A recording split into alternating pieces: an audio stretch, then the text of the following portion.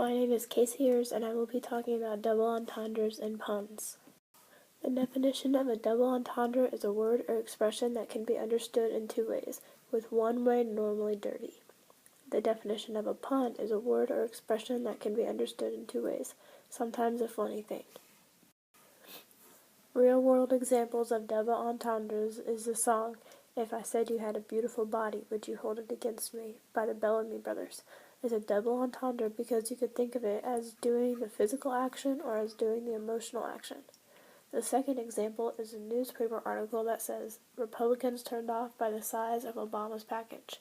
You could think of it in a dirty way, but I don't think that's how it was meant to be.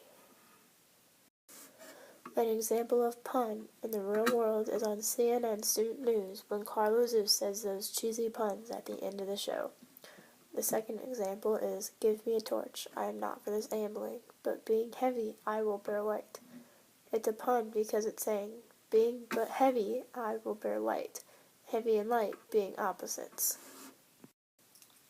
An example of pun is, "I suspected our guest was a terrorist when he asked to sleep on a blow-up mattress." It's a pun because a terrorist would blow something up, and he's asking for a blow-up mattress. An example of double entendre are the lyrics, "Tonight I'm gonna have myself a real good time. I'm gonna make a supersonic man out of you." It's able to be interpreted in a dirty or clean way. The last example of pun is, "I'm reading a book about gravity. It's impossible to put down."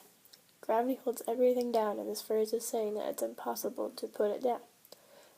The last example is the quote, "Okay, everyone think dirty thoughts" from Finding Nemo.